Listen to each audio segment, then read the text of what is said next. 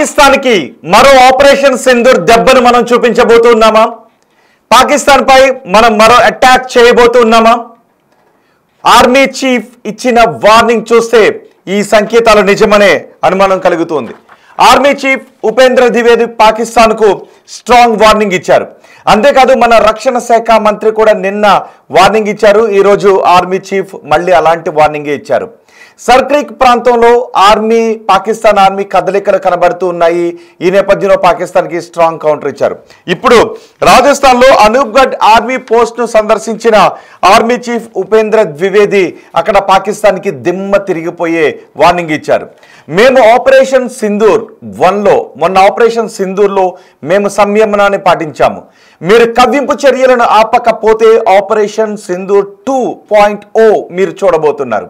ఒకవేళ అదే మీరు చూస్తే మేము ఆపరేషన్ సింధూర్ 2.0 మేము స్టార్ట్ చేస్తే చరిత్ర మారిపోతుంది, ప్రపంచ పటంలో పాకిస్తాన్ భౌగోళిక స్వరూపం మారిపోతుంది అంటూ పాకిస్తాన్కి చాలా స్ట్రాంగ్ వార్నింగ్ ఇచ్చారు.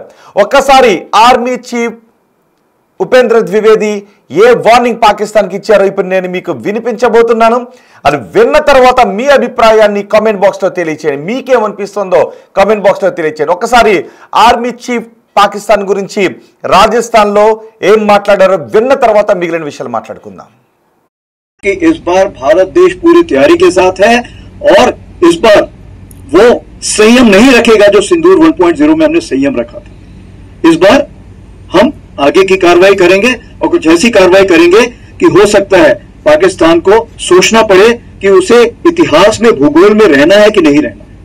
अगर उसे भूगोल में अपनी जगह बनानी है तो उसके लिए उसे जो स्टेट स्पॉन्सर टेररिज्म जिसको हम बोलते हैं, यानी कि उसका देश जो टेररिज्म को स्पॉन्सर कर रहा है उसे रोकना पड़ेगा. कि इस बार भारत देश पूरी तैयारी के साथ है और इस बार वो संयम नहीं रखेगा जो सिंदूर 1.0 में हमने संयम रखा था. इस बार हम आगे की कार्रवाई करेंगे और कुछ ऐसी कार्रवाई करेंगे कि हो सकता है पाकिस्तान को सोचना पड़े कि उसे इतिहास में भूगोल में रहना है कि नहीं रहना. अगर उसे भूगोल में अपनी जगह बनानी है तो उसके लिए उसे जो स्टेट स्पॉन्सर टेररिज्म जिसको हम बोलते हैं. చూసారా, విన్నారా? మన ఆర్మీ చీఫ్ పాకిస్తాన్ కి ఇచ్చిన స్ట్రాంగ్ వార్నింగ్.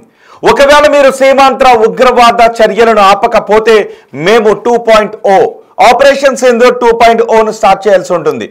మీకు ప్రపంచ పటంలో మీ దేశ ఉండాలి అని అనుకుంటే, మీ దేశం ఉండాలి అనుకుంటే, ప్రపంచ పటంలో మీ దేశ పటం ఉండాలి అని అనుకుంటే మీరు సీమాంధ్ర ఉగ్రవాదాన్ని ఆపేయండి. ఆపరేషన్ సింధూర్లోనే మనం కొట్టిన కొట్టుడికి పాకిస్తాన్ ఇంకా తేరుకోలేకపోతుంది.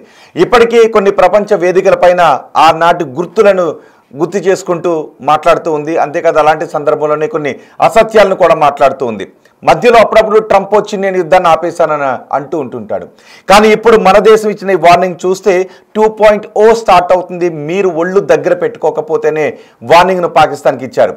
మీరు ప్రపంచ పటంలో ఉండాలి అని అనుకోవడం, లేదు తుడిచిపెట్టుకుపోవాలి అని అనుకోవడం మీ ఆలోచన పైన మీ చేతల్లోనే ఆధారపడి ఉంటుంది. మీరు తోక జాడిస్తే మేము 2.0ని ఆపరేషన్ సింధూర్ 2.0ని స్టార్ట్ చేస్తామని చెప్తున్నారు. మేము ఇంకా సంయమనం పాటించామని చెప్తున్నారు. మీకు గుర్తుందిగా మనం ఆపరేషన్ సింధూర్ని స్టార్ట్ చేస్తున్న దెబ్బకి ఉగ్రవాదులు అందరూ కకావికలం అయిపోయారు. ఇంకా దెబ్బ నుంచి తేరుకోలేదు. ఇప్పటికీ ఆ దేశ క్రికెటర్లు వెళ్ళి అప్పుడు చనిపోయిన వాళ్ళ ఉగ్రవాదుల కుటుంబాలకి వాళ్ళు మొన్న మ్యాచ్ ఫీజుని డొనేట్ చేసిన సందర్భాన్ని మనం చూసాం. ఉగ్రవాదులు చనిపోతే ఆర్మీ దగ్గర నుంచి, రాజకీయ నాయకుల దగ్గర నుంచి ఆ దేశ క్రీడాకారుల వరకు కన్నీరు పెట్టుకున్న దృశ్యాలు మనం చూసాం. ఏమైపోతుందో తెలియక ఎక్కడ ఇంకా భారతదేశం చితక్కొట్టేస్తుందేమోననే భయంతో అమెరికా దగ్గరికి వెళ్ళి కాళ్ళు పట్టుకున్నారు. చైనాని సాయం చేయమని అడిగారు. టర్కీ దగ్గరికి పరిగెట్టారు. మధ్యలో వాళ్ళు కొంత కలగజేసుకున్నారు. కానీ మనం ఏ దేశ ఒత్తిళ్లకు కూడా తలొగ్గలేదు. మనం యుద్ధాన్ని ఆపడానికి ట్రంప్ కారణం కాదు. కానీ వాళ్ళు యుద్ధం ఆగితే బాగున్ను, పరిస్థితుల పరిణామాలు ఎటువైపుకి దారితీస్తాయోనని అనుకున్న మాట వాస్తవం. మనం కూడా అనుకున్నాక ఈ దెబ్బకి పాకిస్తాన్ ప్రపంచ పటం నుంచి మాయమైపోతుంది, POK భారతదేశంలో కలిసిపోతుంది అని మనం అనుకున్నాం. ఇప్పటికీ సింధు నది జలాల నీళ్ళు ఆపేయడంతో ఇప్పటికీ వాళ్ళ గొంతు ఎండిపోతూనే ఉంది. ఇప్పుడు మరో వార్నింగ్ ఇచ్చాం. ఈ వార్నింగ్ పాకిస్తాన్ వెన్నులో వణుకు పుట్టించే వార్నింగ్. మీరు సీమాంధ్ర ఉగ్రవాదాన్ని ఆపకపోతే మేము ఆపరేషన్ సింధూర్ 2.0ని స్టార్ట్ చేస్తామని. ఇది కూడా ఎందుకంటే సర్క్రిక్ ప్రాంతంలో, సర్క్రిక్ కూడా మన భౌగోళిక ప్రాంతం అక్కడ అరేబియా సముద్ర జలాలతో ఏర్పడినటువంటి క్రీక్ అది బ్యాక్ వాటర్ వస్తూ ఉంటుంది అక్కడికి. సో అక్కడ పాకిస్తాన్ కొన్ని కదలికలు కనపడ్డాయి. వెంటనే మన ఆర్మీ అప్రమత్తమైంది. వెంటనే మన రక్షణ శాఖ మంత్రి రాజ్నాథ్ సింగ్ వార్నింగ్ ఇచ్చారు, మీరు అక్కడ తోక జాడిస్తే ప్రపంచ పటం నుంచి మీరు తుడిచిపెట్టుకుపోతారు, కొత్త చరిత్ర మీరు రాయాల్సి ఉంటుంది అని రక్షణ మంత్రి వార్నింగ్ ఇచ్చారు. మళ్ళీ ఇప్పుడు మన ఆర్మీ చీఫ్ ఉపేంద్ర ద్వివేది మరో వార్నింగ్ ఇచ్చారు. మా ప్రతినిధి శివ ఉన్నారు ఢిల్లీ నుంచి పూర్తి సమాచారం అందించడానికి. ఒకసారి శివతో మాట్లాడదాం. శివ, నిన్న రక్షణ మంత్రి సర్క్రిక్ ప్రాంతంలో పాకిస్తాన్ కదలికల గురించి వార్నింగ్ ఇచ్చారు. ఈ రోజు ఆర్మీ చీఫ్ మళ్ళీ అదే వార్నింగ్ ఇచ్చారు. చరిత్రలో ఉండాలని అనుకుంటూ ఉన్నారా, ప్రపంచ పటంలో ఉండాలని అనుకుంటూ ఉన్నారా, కొత్త చరిత్రను కొత్త ప్రపంచ పటాన్ని ప్రపంచానికి పరిచయం చేయమంటారని వార్నింగ్ ఇచ్చారు. సో ఈ వార్నింగ్ ఎలా చూడాలి? రోహిత్, పరిసర నెలలో ఉగ్రవాదుల కాల్పుల తర్వాత ఆపరేషన్ సింధూర్ ను భారత్ ప్రారంభించింది. ఆపరేషన్ సింధూర్ లో భాగంగా పాకిస్తాన్ అలాగే పాకిస్తాన్ ఆక్రమిత కాశ్మీర్ లో ఉన్న ఉగ్రవాద స్థావరాలను గుర్తించి దాదాపు 21 ఉగ్రవాద స్థావరాలను గుర్తించారు. దాంట్లో 9 ఉగ్రవాద స్థావరాలను భూస్థాపితం చేశారు. ఇక మిగిలిన ఉగ్రవాద స్థావరాలను కూడా త్వరలోనే మట్టు పెడతామంటూ కూడా గతంలోనే ఇటు రక్షణ శాఖ మంత్రి, కేంద్ర హోంమంత్రి, ప్రధాని, అలాగే ఆర్మీ, నేవీ ఇలా ప్రతి తరపున కూడా చీఫ్స్ అందరూ కూడా కీలక వ్యాఖ్యలు చేశారు. అయితే నిన్న రాజ్నాథ్ సింగ్, ఈ రోజు ఆర్మీ చీఫ్ ద్వివేది కూడా ఉపేంద్ర ద్వివేది కూడా కీలక వ్యాఖ్యలు చేశారు. పాకిస్తాన్ పై మరో అటాక్ భారత్ సిద్ధమవుతున్నట్లుగానే ఈ వ్యాఖ్యలు చూస్తే అర్థమవుతుంది. పాకిస్తాన్ కనుక తీరు మార్చుకోకపోతే దాడులు తప్పవంటూ కూడా ఆర్మీ చీఫ్ వార్నింగ్ ఇచ్చారు. ఈసారి పాకిస్తాన్ ను చరిత్రలో కలిపేస్తామంటూ కూడా గూగుల్ మ్యాప్ లో కూడా లేకుండా చేస్తామంటూ ఆర్మీ చీఫ్ హెచ్చరికలు జారీ చేశారు. ఇక త్వరలోనే అంటే మొదట ఆపరేషన్ సింధూర్ 1 సమయంలో మనం ప్రదర్శించిన సమయాన్ని మనం ప్రదర్శించము. ఈసారి పాకిస్తాన్ భౌగోళికంగా ఉనికిలో ఉండాలనుకుంటుందా లేదా ఆలోచించే విధంగా చర్య ఉంటుంది అనేది ప్రధానంగా ఉపేంద్ర ద్వివేది వ్యాఖ్యలు చేశారు. 2.0 ఆపరేషన్ సింధూర్ ఉంటుందనేది ఉపేంద్ర ద్వివేది వ్యాఖ్యానించారు. ఇక పాకిస్తాన్ లో ఇప్పటికే ఉగ్రవాద శిబిరాలు ఉన్నాయన్న ద్వివేది ఆ శిబిరాలన్నీ కూడా భూస్థాపితం చేస్తామని కూడా వ్యాఖ్యానించారు. ఇక ఉగ్ర శిబిరాలను ఖచ్చితంగా ధ్వంసం చేయాలని కూడా ఆర్మీ చీఫ్ అన్నారు. లేదంటే పాకిస్తాన్ ను చరిత్రలో కలిపేస్తామని ఒక వార్నింగ్ కూడా ఇచ్చారు. అందుకు మన సైన్యం సిద్ధంగా ఉందని ఆర్మీ చీఫ్ పాకిస్తాన్ కు హెచ్చరికలు జారీ చేశారు. అంటే ఈసారి భారతదేశం మొత్తం కూడా పూర్తిగా సంసిద్ధంగా ఉంది అనేది ఉపేంద్ర ద్వివేది తెలియజేశారు. కానీ ఈ సమయంలో ఇటువంటి వ్యాఖ్యలు చేయడానికి కారణం ఏంటి? నిన్న రాజ్నాథ్ సింగ్ అదే అన్నారు.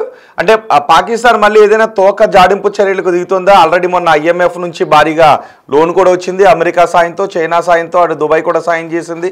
ఆయుధాలను కూర్చుకోవడానికి ఆ డబ్బును వెచ్చిస్తారు అని పెద్ద ఎత్తున చర్చ జరిగింది.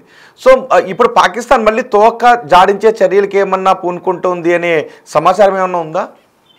డెఫినెట్ గా విదేశాంగ శాఖ వద్ద అలాగే ఇంటెలిజెన్స్ విభాగాల నిఘా వర్గాల సమాచారం మేరకు భారత్ అయితే కీలక సమాచారాన్ని సేకరించింది.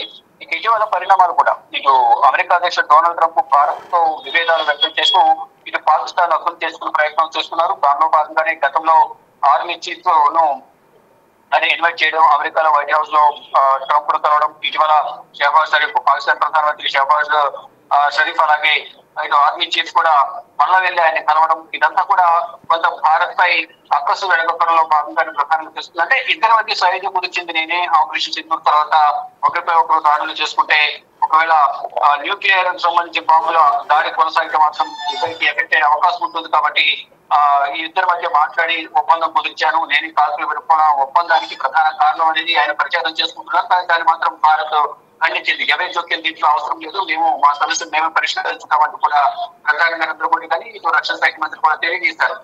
కానీ ఇటు పాకిస్తాన్ మాత్రం ఇండియా దాడిని తట్టుకోలేక అటు అమెరికాను సహాయం కోరింది అనేది కూడా వారు చెప్తూ ఉన్నారు. దానిలో భాగంగానే ఇటు పాకిస్తాన్ ఇండియా మధ్య జరుగుతున్న ఒప్పందం ఏదైతుందో, కీలక ఒప్పందం ఏదైతే ఉందో ఈ కాల్పుల విరమణ ఒప్పందానికి సంబంధించిన క్రెడిట్ తీసుకునే ప్రయత్నం అయితే ట్రంప్ ప్రయత్నాలు చేశారు. ప్రతి సందర్భంలో కూడా వేరు వేరు దేశాల కింద సమయంలో ఇద్దరి మధ్య సహాయం కుదిర్చింది నేనే అని క్రెడిట్ తీసుకునే ప్రయత్నం చేశారు. కానీ దాన్ని భారత ప్రభుత్వం మాత్రం ఖండించింది.